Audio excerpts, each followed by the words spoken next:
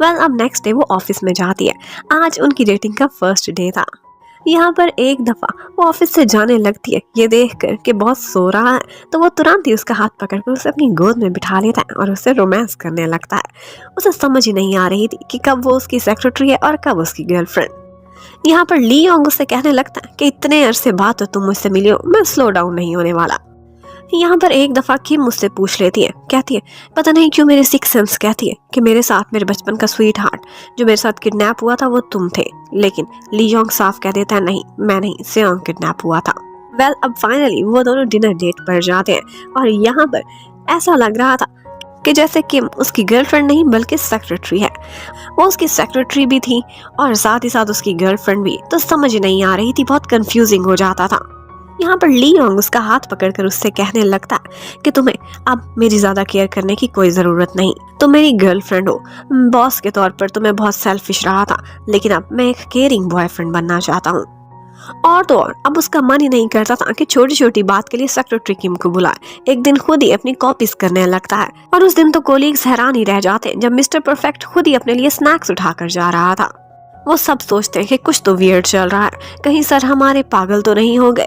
जबकि बॉस ने तो अंदर अपनी गर्लफ्रेंड के लिए टी रेडी करी हुई थी। वो फर्स्ट टाइम उसने अपने हाथ से बनाई थी, लेकिन वो इतनी गर्म थी कि बेचारी का मुंह ही जल जाता है।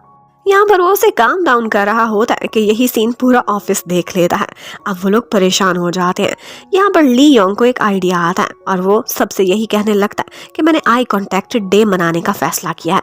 मैं अक्सर इस तरह के डेज मनाया करूंगा और सबसे पहला आई कॉन्टेक्ट मैंने करा है सेक्रेटरी किम से और अब मैं अपने सारे वर्कर्स से करूंगा। ये पूरा ड्रामा उसे रचाना पड़ता है अपने रिलेशनशिप को छुपाने के लिए। और फिर उसके बाद वो लोग काफी केयरफुल रहते हैं ऑफिस में ताकि किसी को कोई शक ना हो उनके रिलेशनशिप को लेकर। वेल अब शाम को ली योंग अपनी गर्लफ्रेंड के घर पर आता है। उसके लिए स्पेशल खाना भी लेकर आया था ताकि वो लोग क्वालिटी टाइम स्पेंड कर सके। और ये देखकर कि खाना उसकी पसंद का है वो बहुत खुश हो जाती है। लेकिन यहाँ पर उनका मूड उस वक्त खराब हो जाता है जब बाहर दरवाजे पर शोर मचा हुआ था। किम की दोनों सिस्टर्स उससे मिलने के लिए आई थी। वो तुरंत ही ली योंग को पकड़ती और कबर्ड के अंदर छुपा देती है। लेकिन उसकी सिस्टर्स किसी डिटेक्टिव से कम नहीं थी। उन्हें पता चल जाता यहाँ खाना खुला पड़ा है, इससे और कौन मिलने के लिए आ सकता है सिवाय इसके ठरकी बॉस के। वो उसे बुरा भला कहने लगती है कि तुम्हारा बॉस ये कितना गिरा हुआ इंसान है, पहले तुम्हें तंग करता है और उसके बाद अपने डिसफंक्शन को छुपाता है, ढंग से किस्तों से करनी नहीं आती और तुमसे फ्लर्ट करने पहुंचा हुआ है। ये सारी बातें अंदर बैठा ली योंग सुन रहा था। अब जैसे उसकी सिस्टर्स जाती है, किम डरते डरते दरवाजा खोलती है और अंदर ली योंग का गुस्सा देखने वाला था। लेकिन ये गुस्सा और एग्रेसिवनेस किसी और तरह से निकलती है और वो ये थी कि वो उसे साबित करना चाहता था कि मैं भी एक अच्छा किसर हूँ। अब उसके बाद सेयोंग एक दिन मिलने के लिए आता है, लेकिन किम उसे बहुत दिनों से अवॉइड कर रही थी और किम इस बात से भी हैरान थी कि उसने अपनी बचपन की डायरी भी उसे दी है, फिर भी उसे कोई यादें नहीं आ रही। और ऊपर से यहाँ पर ली योंग भी पहुंच जाता है जो उसके सामने किम का हाथ पकड़कर उसे अपने साथ ले जाता है। सेयोंग को क्लियर हो चुका था कि ये दोनों एक दूसरे को लाइक करते हैं। वेल अब उसके बाद वो ली योंग के साथ कुछ समय बिताती है। यहाँ पर वो बातों बातों में बताता है कि मैं बचपन में भी अपनी मम्मी के ही एक फ्रेंड फैशन डिजाइनर के कपड़े पहना करता था। अब ये बातें किम नोटिस कर रही थी और वो एक डीप ऑब्जर्वर थी और उसे याद आने लगता है कि जो बच्चा उसके साथ किडनैप हुआ था उसने भी उसी फैशन डिजाइनर के कपड़े पहने हुए थे। अब वापसी में वो देखती है जब गाड़ी में ली योंग सो रहा था तो वो जानबूझकर उसका नाम लेती है, लेकिन वो नाम नहीं बल्कि उसे कहने लगती सेयोंग हियोन, जो हियोन नाम उसकी मम्मी ने लिया था और इस पर वो अनइंटेंशनली यस बोल देता है। अब इतने सारे सबूत किम के लिए काफी थे। वो तुरंत ही उससे पूछने लगती कि क्या तुमने अपना नाम बदला है? मैंने बहुत कुछ ऑब्जर्व किया है। लेकिन ली योंग दोबारा से उसे झूठ बोल देता है और कहता है ऐसा कुछ भी नहीं है। अब उसके बाद घर जाकर ली योंग बहुत अपसेट बैठा हुआ था, उसी इंसिडेंट को याद कर रहा था और बस यही बोल रहा था किम की फोटो को देखकर कि ये सारा कुछ तुम्हें दोबारा याद करने की कोई जरूरत नहीं, मत सफर करो दोबारा। पर किम भी पीछे हटने वाली नहीं थी। वो यही बात जाकर मम्मी से पूछती है कि यहाँ पे किस बेटे का नाम हियोन है, लेकिन मम्मी भी बात को टाल देती है। उसके बाद सेयोंग उसे मिलता है और वहाँ पर 2 बच्चों की बचपन की फोटोज थी। वो पूछती है कि इसमें से आप कौन हो, और जब उसे पता चलता है कि इनमें से ली योंग कौन सा है तो ये तो वही बच्चा था जो उसके साथ किडनैप हुआ था। लेकिन वो खामोश हो जाती है और इस बारे में ली योंग से कोई भी बात नहीं करती। अब वो शाम को उसके घर पर जाती है और वो अभी अभी शावर से निकला था। उसके पैरों पर वही निशान थे, स्कार वाले, जो कि उस किडनैपिंग की वजह से पड़े थे।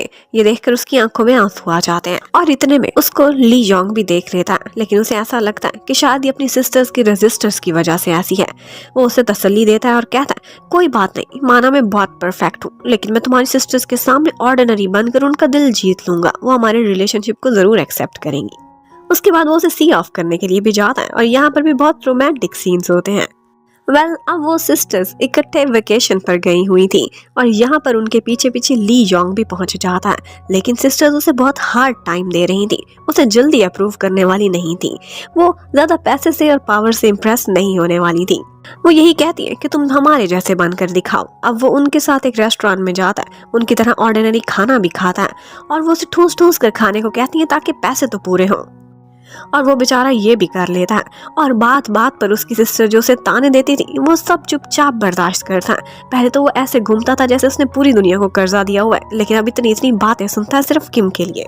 अब जब वो सिस्टर्स क्लैम्स पकड़ने के लिए गई हुई थी, अब वो एक कॉस्ट्यूम में फुली रेडी होकर वहां पहुंच जाता है और यहाँ पर एक बेट भी लगी थी कि जो टीम जीतेगी दूसरी टीम को उसकी एक विश पूरी करनी पड़ेगी। तो अब हमारे मिस्टर परफेक्ट की फुर्तियां देखने वाली थी। वो जिस तरह से वहां पर क्लैम्स इकट्ठे करता है उनकी टीम जीत जाती है और इन दी एंड यही रिक्वेस्ट थी उसकी कि मुझे एक्सेप्ट कर लिया जाए आप लोगों के जीजा जी के तौर पर। अब फाइनली सिस्टर्स को मानना पड़ता है और वो यहाँ पर उनसे वादा भी करता है कि मैं ली योंग को हमेशा खुश रखूंगा। और उसके बाद किम उसे बताती है कि एक्चुअली हर साल वो सिस्टर्स यहाँ पर आती हैं अपनी मम्मी का बर्थडे मनाने के लिए और वो अपनी मम्मी को बहुत याद करती है। वो 4 साल की थी जब उनकी डेथ हो गई थी। किम मुझसे कहती है कि अगर तुम्हारी भी कोई पेनफुल मेमोरीज है तुम मुझसे शेयर कर सकते हो। इस बात पर ली योंग सिर्फ उसे हक कर लेता है, जबकि उधर मम्मी ने फैसला किया था कि अब मैं ये सीक्रेट और नहीं रख सकती। वो जाकर सियोंग को कह देती है कि उस दिन तुम नहीं थे जो किडनैप हुए थे, बल्कि 3 दिन किडनैप मेरा बेटा ली योंग हुआ था। उधर ली योंग और किम आज एक परफॉर्मेंस देखने के लिए गए हुए थे। वहां पर एक मैजिक शो होने वाला था। ली योंग एक काम के लिए साइट पर जाता है, इतने में सियोंग वहां किम को तलाश करते हुए पहुंच जाता है। सियोंग उसे यही बताता है कि मेरी मम्मी ने मुझे क्या बताया है। वो उसे जो बता रहा था उसके कान तो पता नहीं सुन रहे थे कि नहीं, लेकिन सामने जो मैजिशियन आई थी उसे देखकर यही लग रहा था कि यही वो लेडी है जिसने उसे बचपन में किडनैप किया था। और उसे देख देख कर उसे वो सारी यादें आने लगती हैं और यहीं पर ही वो डर के मारे बेहोश हो जाती। एक्चुअली वो लेडी रियल में तो वो किडनैपर नहीं थी, लेकिन उसकी ड्रेसिंग, उसका स्टाइल और उसकी वाइब्स बिल्कुल उसी जैसी थी। इसीलिए किम मिस उस टाइम पर इतना डर जाती है कि शॉक की वजह से वो बेहोश हो गई थी। और फिर हमें फ्लैशबैक में दिखाते हैं कि एक्चुअली किम जब छोटी सी थी उसकी मम्मी की डेथ हो गई थी। वो अपनी सिस्टर के साथ घर पर सो रही थी, लेकिन अचानक से उसकी आंख खुलती है और वो बाहर मम्मी को तलाश कर रही थी। वही लेडी वहां से गुजर रही होती है जो कि एक साइकोपैथ थी। वो उसे अपने साथ ले जाती है कि मैं तुम्हें तुम्हारी मम्मी से मिलवाऊंगी। और फिर किम जाकर देखती है कि वहां पर पहले से ही ली योंग भी किडनैप होकर बैठा हुआ है। किम तो बहुत छोटी थी, ये सब नहीं समझ सकती थी, लेकिन ली योंग बड़ा था। ली योंग जब उसके पास बैठकर उससे बातें करता है तो उसे लगता है कि छोटी सी बच्ची बहुत क्यूट है। वो बहुत केयरिंग था, उसका ख्याल रखता है, उसे रियलाइज भी नहीं होने देता कि वो लोग यहाँ पर किडनैप हैं। बाद में वो आंटी आती है और उसके बाद उनको डराने की कोशिश करने लगती हैं। यहाँ पर पता चलता है कि एक्चुअली उन्होंने किसी से रिश्ते में धोखा खाया है और उस आदमी ने आगे शादी करी हुई है, उसके 2 बच्चे भी हैं बिल्कुल इन्हीं की एज के। इसीलिए वो इनको टॉर्चर करके अपना बदला निकालने की कोशिश कर रही हैं। किम तो छोटी सी थी, कभी कभी सो जाती थी, लेकिन ली योंग को आंटी आकर बहुत टॉर्चर करती थी और ये भी धमकी देती थी कि मैं तुम दोनों की जान ले लूंगी। यहाँ पर ली योंग उन्हें समझाता है और कहता है कि आप किसी की खातिर अपनी जिंदगी क्यों बर्बाद करती हैं, मैं तो बाहर जाकर पुलिस को भी नहीं बताऊंगा, आप हमें छोड़ दें। अब उसके कॉन्टिन्यूस समझाने के बाद फाइनली उस लेडी को थोड़ा बहुत होश आता है और इन दी एंड वो अपने सारे किए हुए टॉर्चर की वजह से इतना गिल्ट फील करती है कि जाती है और उनकी नज़रों के सामने ही सुसाइड कर लेती है। किम ने यह नज़ारा नहीं देखा था, लेकिन ली योंग ने यह सब कुछ अपनी आंखों के सामने देखा था और इसी वजह से वो एकदम शॉक में चला जाता है। किम भी जब लटकती हुई आंटी को देखती है तो बहुत डर गई थी। यहाँ पर ली योंग उससे ये मंजर छुपा लेता है और कहता है वो आंटी नहीं, वो एक बड़ी सी स्पाइडर है। अब वो उसे सरवाइव करके ले आया था बाहर। यहाँ पर किम मिसो ने उससे कहा था, तुम मेरे लिए एक प्रिंस हो, क्या बड़े होकर मुझसे शादी करोगे? पर इस ट्रॉमा के बाद ली योंग की हालत बहुत खराब हो गई थी। उसे जगह जगह वही घोस्ट वाली आंटी दिखाई देती थी। इसी वजह से वो बेहोश हो गया था और बहुत अरसे तक हॉस्पिटल में ट्रीटमेंट लेता रहा था। उसकी कंडीशन इतनी खराब थी कि उसे दौरे पड़ते थे। किम मिसू तो अपने पुराने वाले घर से ट्रांसफर कर गई थी कहीं और, लेकिन यहाँ पर उसे एक दिन किम दिखाई दे गई थी, जो कि उसके ऑफिस में एज ए जनरल वर्कर काम कर रही थी। उसने पहली नजर में ही उसे पहचान लिया था।